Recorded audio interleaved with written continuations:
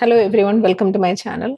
जब आप separation stage में हैं तो थोड़ा-सा डिफ़िकल्ट हो जाता है कि ये अंडरस्टैंड करना कि हम सेपरेशन से यूनियन तक कैसे पहुँचे और जर्नी को कैसे आप मूव होके यूनियन में आ जाए या फिर मैरिज फिज़िकल मैरिज तो 3D मैरिज कैसे मैनिफेस्ट करें। क्योंकि काफ़ी लोगों को ये समझ में नहीं आता है कि एक्चुअली जर्नी को कैसे आगे लेके जाना है। एक मिस्टेक जो सब लोग करते हैं वो है कि ट्विन फ्लेम जर्नी को हम सोलमेट जर्नी की तरह और सोलमेट रिलेशनशिप की तरह ट्रीट करें। क्योंकि सोलमेट रिलेशनशिप जो है वो basically like it's just a balanced relationship. उसमें ऐसे है कि लाइक अच्छा मुझे शादी करने है, मुझे पार्टनर चाहिए और जो मुझे समझ सके, जो मेरे से कंपैटिबल हो। इसलिए तो हम एस्ट्रोलॉजी और कुंडली मिलाना ये सब देखते हैं, राइट? जब आपका नक्षत्र और सारे चीजें अलाइनमेंट में है और कंपैटिबल है, तो ऑब्वियसली लाइक वो पार्टनर आपके लिए बेस्ट है। क्योंकि वहां सोल का कोई अलाइनमेंट नहीं, बेसिकली बोला जाए तो आपका दिल जो मिला नहीं है। ज़्यादातर आप माइंड से काम करते हो वहाँ कि देखते हैं अच्छा इस पार्टनर के पास मतलब he is like having a good job और she is having a good job और इसके पास मतलब अच्छे पर्सनालिटी है, बिहेवियर अच्छा है, अच्छे फैमिली से है। सो ये सारी चीज़ें जो है देख के देन डिसीजन ले लेते हैं, राइट? क्योंकि शादी तो करना है सबको, तो कोई ना कोई पार्टनर तो चाहिए। नहीं तो आप अकेले कैसे लाइफ गुज़ारोगे। तो सोलमेट रिलेशनशिप में यही होता है कि हम चाहते हैं कि जो मेरे में नहीं है, मेरे में जो क्वालिटी नहीं है, वो मेरे पार्टनर में हो। अगर मैं लाइक जैसे मैं चाहती हूँ तो वो सारे हो जाएँ। पर ये भी एक चीज़ है कि जब आप देखने लग जाते हैं कि लाइक यही ये सब चीज़ें मैं अपने पार्टनर में चाहती हूँ, पर ऑब्वियसली आपको पूरा चीज़ मिलेगा नहीं। तो डेफ़िनिटली कहावत है कि सब कुछ आपको मिलेगा नहीं, आपको कॉम्प्रोमाइज़ करना पड़ेगा, राइट? सो यही है सोलमेट रिलेशनशिप। इस टेंडेंसी में या इस प्रोग्रामिंग के साथ आप ट्विन फ्लेम रिलेशनशिप को देख रहे हैं, तो वहाँ हम मार खा लेते हैं क्योंकि ट्विन फ्लेम रिलेशनशिप जो है, आप दोनों एक हैं, आपका सोल एक है, कॉन्शियस लेवल पे आप दोनों एक है, राइट? तो वहाँ 2 पर्सनैलिटी नहीं है, वहाँ सिर्फ एक पर्सनैलिटी है जो सोल लेवल पे। अब बॉडी अलग-अलग दिख रहे हैं, ठीक है, बट सोल लेवल पे आप दोनों एक है। इसलिए टेलीपैथी ईज़ी हो जाता है ट्विन फ्लेम्स में। जब आप सोलमेट टेम्पलेट को ट्विन फ्लेम रिलेशनशिप में ट्राई करने की कोशिश करते हैं तो क्या हो जाता है कि फॉर एग्जांपल जब आप चाहते हैं कि मेरे में ये मैं ये चाहती हूँ कि मेरे पार्टनर में ये सब क्वालिटी हो या नहीं तो आप ये चाहते कि मेरा बहुत एक रोमांटिक लाइफ चाहिए और मैं इतना प्यार करूंगी उस पार्टनर को और आप क्या करते हैं वो सारा प्यार जो है वो अपने ट्विन फ्लेम में पोर करने की कोशिश करते हैं। ये सोलमेट में चलता है बट ट्विन फ्लेम में नहीं। क्यों?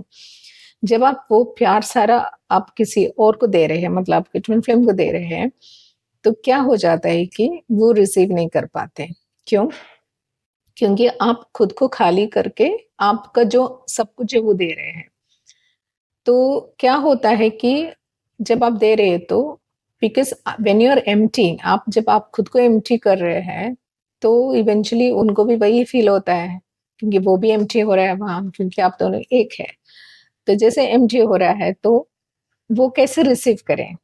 तो वो रिपल कर देते हैं। तो इसी वजह से सारा कम्युनिकेशन ब्लॉक हो जाता है या कुछ आप आपका जो है ना आपको इग्नोर करते हैं या साइलेंट मोड पे जाते हैं, जो भी है प्रॉब्लम यही है क्योंकि आप सोलमेट सोलमेट की तरह उनको ट्रीट कर रहे हैं और जहाँ खुद को देना चाहिए वो चीज़ें आप उनको देने की कोशिश करते हैं। उनसे बात करने की कोशिश करते हैं क्योंकि नीडीनेस में, राइट? क्योंकि मुझे बात करना है किसी से। सोलमेट में हम क्या करते हैं कि जब आपको अच्छा नहीं लगे, कॉल कर लिया और बात कर लिया, अच्छा फ़ील हुई।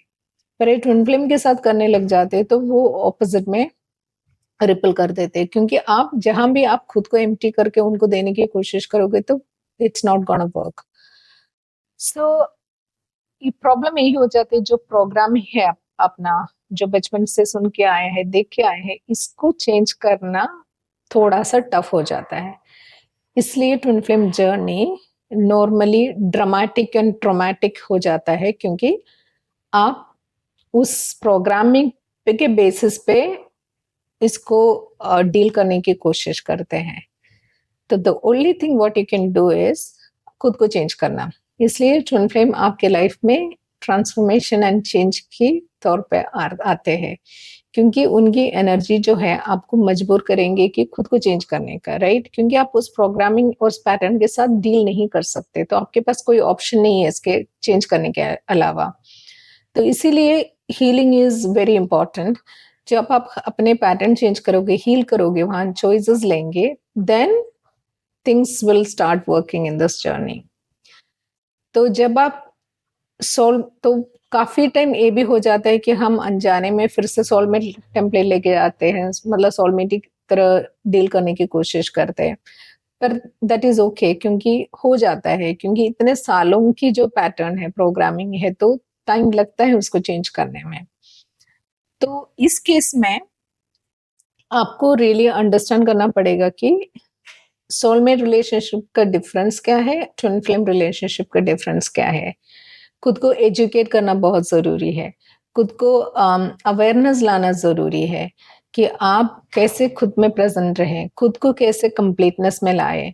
जब आप कंप्लीटनेस में आओगे, जब आपको जो जॉय, हैप्पीनेस और वो कंप्लीटनेस अंदर फ़ील होगा, तभी आपका यूनियन पॉसिबल है। तब तक आप सेपरेशन फ़ेज़ में रहोगे। आप जितना भी कोशिश कर लें, वो सेपरेशन में ही रहेगा। जब ये रिपल होने की एनर्जीज, जब आप रिपल होते हैं, तभी जो रनर चेजर फेज आता है। But usually runner chaser phase तो होता नहीं है, क्योंकि आप अपने से ही दे रहे हैं ना, तो आप अपने से ही खुद को ही डिस्काउंट कर रहे हैं, तो वहां बेसिकली आप खुद से ही अलग हो रहे हैं। तो रनर चेजर बेसिकली वो सेपरेशन का एक जस्ट एक पार्ट है। पर जब आप क्लियरली समझोगे कि ट्विन फ्लेम रिलेशनशिप को कैसे डील करना है, इसमें क्या करना है और क्या नहीं करना, इस चीज को क्लियरली अगर अंडरस्टैंड किया, तो जर्नी इज रियली इजी।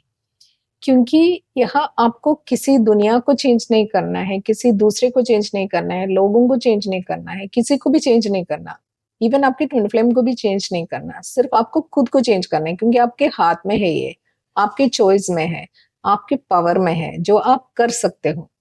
जब चीजें अपने पावर में है, जब आप कर सकते हो, तो इट इज इजी, वो इजिली कर सकते हैं। पर इसके साथ मैं समझ सकती हूँ कि बहुत सारे hurt, pain, mental traumas involve है।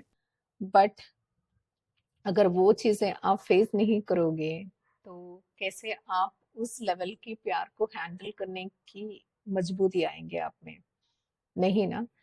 तो कहीं ना कहीं ये सब गो थ्रू करना जरूरी है कि खुद को मजबूत बनाने में। पर इसमें और एक ट्रिक है कि आपको हमेशा पेन से गो थ्रू करने की जरूरत नहीं है। ये भी कहने कि हम वो चॉइसेस ले लेते कि अरे यार, जब आप सफरिंग करोगे तो आप मजबूत हो जाओगे। It's not like that. यहाँ आपको सही चॉइसेस लेना है, सही मार्ग पे जाना है, सही टीचिंग्स को अपनाना है। तो आपके पास वो सारे इंफॉर्मेशन है, तो आपको फिर पेन को चूज करने की जरूरत नहीं है। खुद को स्ट्रांग बनाने के लिए, खुद को मजबूत बनाने के लिए, और उस लेवल की जो प्यार है उसको हैंडल करने के लिए, क्योंकि twin flame love is the highest love, because that is something, it's really the divine one. तो जो डिवाइन जो प्यार है, उसको हैंडल करना है, तो आपको उतना क्षमता, उतना आप में ताकत, उतना मेंटल इमोशनल मेच्योरिटी, ये सब जरूरी है। तो इसलिए इस जर्नी में एक असेंशन कोच का हेल्प लेना हमेशा सही रहते हैं, क्योंकि कभी कभी आपको समझ में नहीं आते है कि चीज़ों को कैसे हैंडल करना है, डील करना है, और कहाँ आप गलतियां कर रहे हैं या कहाँ ऑफ ट्रैक हो रहे हैं। तो इसलिए एक असेंशन कोच है वो समझ सकते हैं, और यहाँ तक कि वो कॉन्वर्जेशन और डिस्कशन भी इजी हो जाते हैं। तो मैं आपको इनवाइट कर रही हूँ कि मेरा वेबसाइट चेक करने के लिए, और आपको अगर कोई भी सपोर्ट या हेल्प चाहिए तो प्लीज़ कमेंट कीजिए, और नहीं तो मुझे डायरेक्ट कांटेक्ट कीजिएगा, ताकि अगर मैं आपका कंट्रीब्यूशन बन सकूं और मैं आपको हेल्प कर सकूं तो I will be really happy. May be इस जर्नी के पार्ट हम तो इजी होता है कि कोई आपको समझे, कोई आपको मतलब जो जर्नी में है वो आपको समझ सकते हैं। आप किसी और बाहर की कोई फ्रेंड्स या फैमिली को जाके फैमिली से डिस्कस करोगे तो चीजें पता है नहीं होता है, क्योंकि सब किसी को समझ में नहीं आता है, कोई समझने की कोशिश नहीं करेंगे क्योंकि वो उनको उतना वो उनके पास वो नहीं है स्किल्स समझने का। तो इसलिए हमेशा जो जर्नी के पार्ट है वो आपको समझ सकते हैं और आपको हेल्प कर सकते हैं। तो मेरा वेबसाइट चेक कीजिए और देखिए कि आपको कैसे हेल्प चाहिए। अगर कोई भी क्वेश्चन है तो मुझे कांटेक्ट कीजिएगा, और इससे हम मिलेंगे नेक्स्ट वीडियो में, may be with another topic. Thank you.